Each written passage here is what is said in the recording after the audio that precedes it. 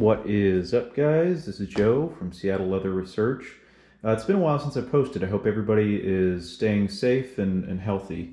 It's getting to be a little crazy out there, so hope everyone's doing well. I wanted to give a super quick update on my Saddleback thin front pocket leather backpack. I shared an unboxing video kind of months ago, and I haven't really updated since then, but this bag has seen a lot of use, and so I wanted to share my thoughts on it in case some of you are looking to pull the trigger, you need a backpack, or you're just bored like I was during quarantine and just needing something to kind of a new toy. Anyway, this backpack retails for currently $4.89, so it's not cheap. It is made out of chrome tanned leather, super thick, and this is the tobacco color, but there's something a little bit special and different about this particular backpack that I'll talk about here. Just generally, I've had this backpack now for about 7-8 months. Seen a lot of travel. I've taken this on a couple different trips, all domestic trips, and I've also taken this thing on a hike. And I gotta tell you, this thing is super tough and it holds a ton. So on the hike specifically, it was, so I live in Washington, and it was a hike on a rainy day. Ended up hiking for about 4.5 to 6 hours. I don't remember exactly how long I was out there, but it was a long hike.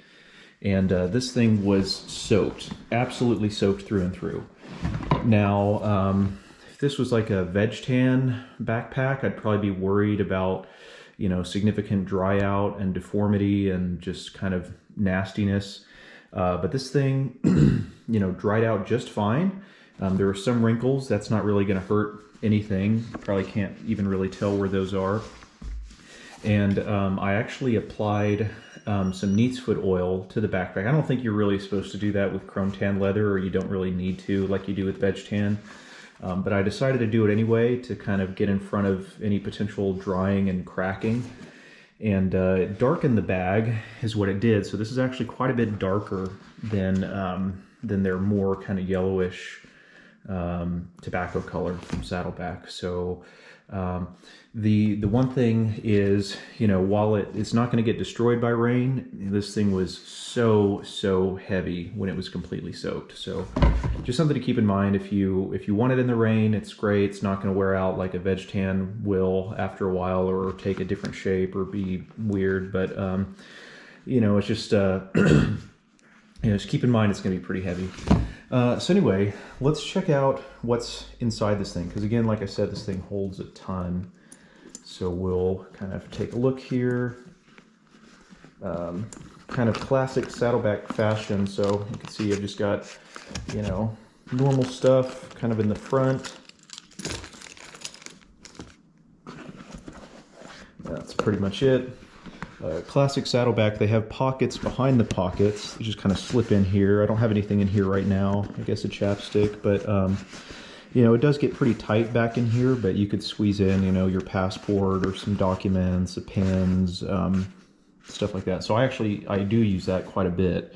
Here you can see this, I've got a little charging cord behind this pocket. So it's got that front pocket, or that set of pockets, I should say, since there's technically two there. Then on the side here, I've got my wallet. This one I made myself out of Wicket and Craig harness leather. Love that guy. Then I got my phone. So nothing else on the side here, but you can see there's another pocket back there. And then on this side, I usually carry my water bottle just kind of in the open pocket. So it, I wouldn't say it's stretched it out carrying the water bottle in here. It's definitely loosened it up. So the leather is definitely going to get a little bit loose from that use. So just keep that in mind. And the front, I will say, Saddleback actually has buckles. It's not things that look like buckles that are actually snaps, which I absolutely hate. I have a couple other products where it looks like it should be a proper buckle, but it just comes apart. It's either magnetic or a button, and I'm sure that's fine, and it's a lot quicker to get into, but I really don't like that. It's just kind of goofy that it looks one way but isn't what it looks to be. So anyway, they got the pig suede on the inside here. This is going to feel super soft, and supposedly it's stronger. You know, I haven't really had to put that to the test, but that's what's lining all the inside of the bag.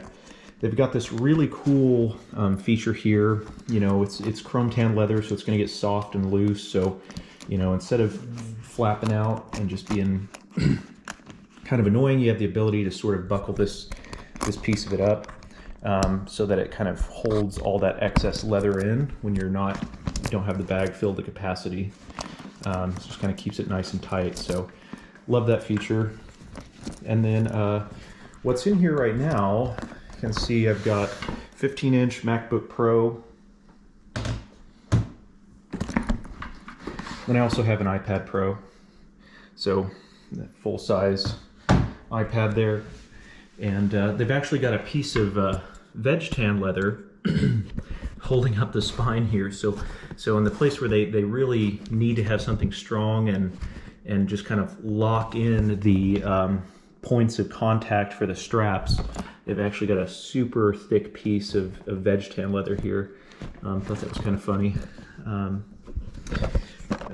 And you can see inside, you know, there's still a good amount of space. So two different, you know, a laptop and a tablet, and yet you're still able to get a good amount of stuff. I just got, you know, kind of my note-taking pad, a book, and then just this little gadget.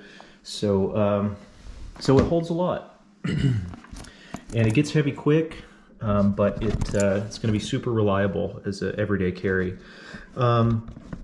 Here is the laptop flap, just made out of that pigskin.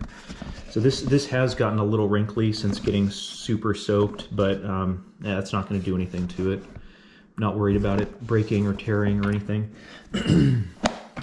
And for the straps, you know, these can be kind of annoying because they'll, you know, they slip down. So before you put on the bag, you're always having to kind of adjust them so your actual shoulders are sort of, you know, on the padded area. But that's not a huge deal. Overall, like I said, this bag is worth the cost if you're looking for something quality. It's got a 100-year warranty, so that is helpful in case any of the stitching starts to pull or accidentally, you know, kind of pop one of these pockets off or something. I don't think that'll happen, but if it does, I know I'm covered, which is great.